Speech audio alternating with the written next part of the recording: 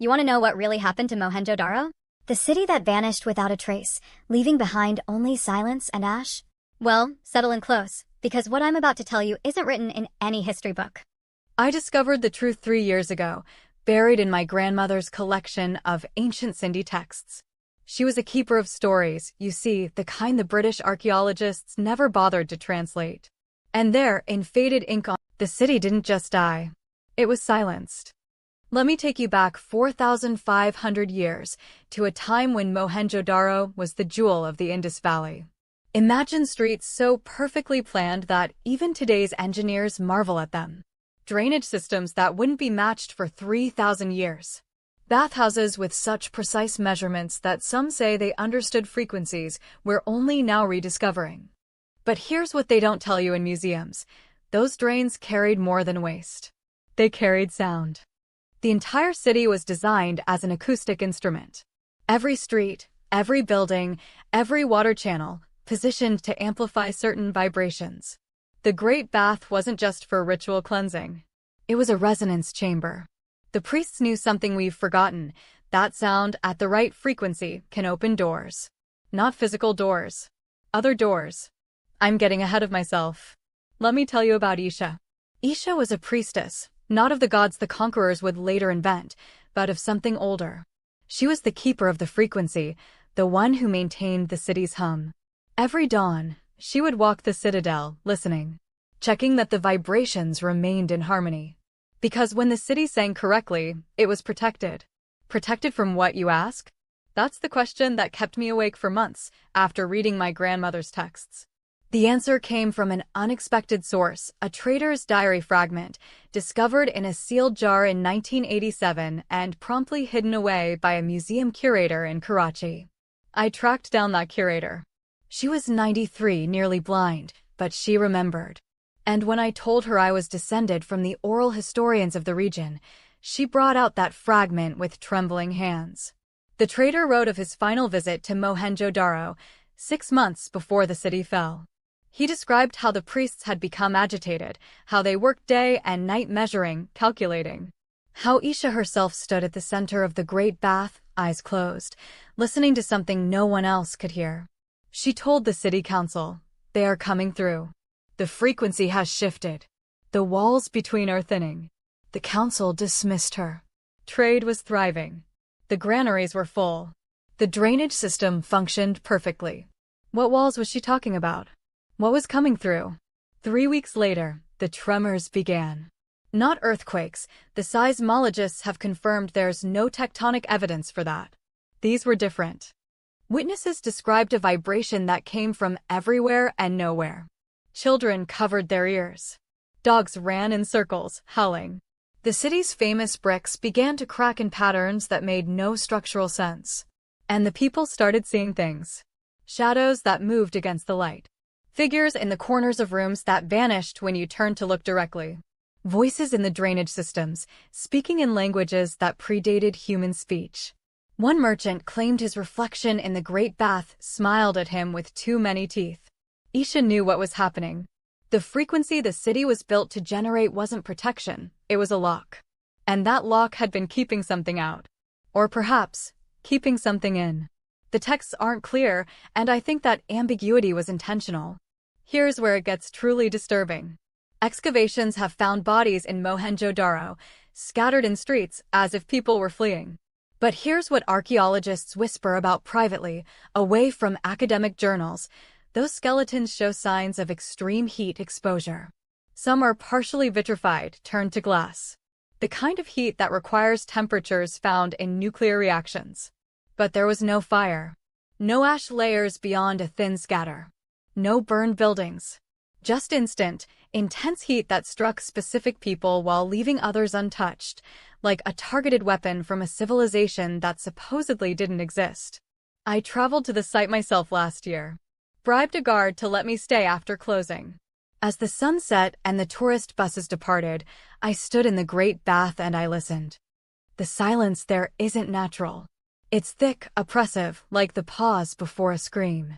And underneath it, if you stay very still, you can hear it, a low hum that seems to come from the bricks themselves.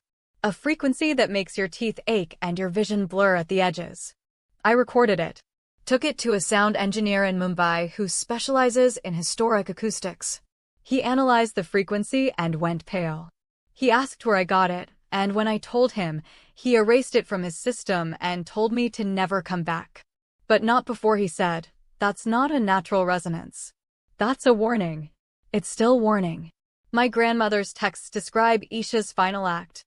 As the reality around Mohenjo-Daro began to fracture, as things that shouldn't exist began to seep through the cracks, she made a choice. She gathered the remaining priests at the Great Bath. Together, they generated a new frequency. Not to lock the doors, to close them permanently. The cost was everything. The texts say she gave the city to silence and that the frequency consumed what it protected. Whatever came through, whatever horror was seeping into our world from places beyond geometry, Isha trapped it, sealed it, buried it under a frequency that would ensure nothing living could dwell there again. The city died in a moment. Not from invasion, not from flood or famine. It died because Isha killed it to save everything beyond its walls. And here's the part that haunts me, the detail that keeps me searching for answers. Archaeologists have discovered something in recent digs that they can't explain. Beneath the lowest levels of Mohenjo-Daro, below even the first foundations, there are older structures. Massive stone blocks fitted together with impossible precision. Architecture that predates the Harappan civilization by thousands of years. Mohenjo-Daro wasn't built on empty land. It was built on top of something else. Something that was already there. Something that was already sealed. What if Isha didn't lock something out? What if she locked something back in? The excavations continue. Every year they dig deeper. Modern equipment penetrates further into the earth. Ground-penetrating radar shows vast chambers below, still unexplored. And that frequency I recorded? It's getting louder each time I visit. The hum is rising. Structural engineers examining the site report something that makes no sense. The ruins are vibrating at a measurably higher amplitude than a decade ago. The seals are failing. The frequency that Isha died to create is degrading after 4,500 years. Last month, a worker at the excavation site went missing for 3 hours. They found him standing in the Great Bath, eyes unfocused, speaking in a language the linguistics experts couldn't identify. He had no memory of how he got there. But he had carved something into his arm, a symbol that matches markings on the deepest, oldest stones. The ones from before. The site director ordered that section closed. Filled it with concrete. Barred all access. But 3 nights later, the concrete had cracked in a perfect circle, and that same symbol had appeared on its surface, as if pressed from below. So that's the truth about Mohenjo-Daro. Not a civilization that declined, not a city abandoned due to changing rivers or climate. But a sacrifice. A seal. A warning that has stood for 5 millennia, and is now beginning to break. Isha saved the world once by giving her city to silence. The question that keeps me awake at night, the question I'm afraid to answer, is simple. What happens when the silence ends? The excavations are scheduled to go deeper next summer. They plan to open those lowest chambers. To solve the mystery of what lies beneath. I've tried to warn them.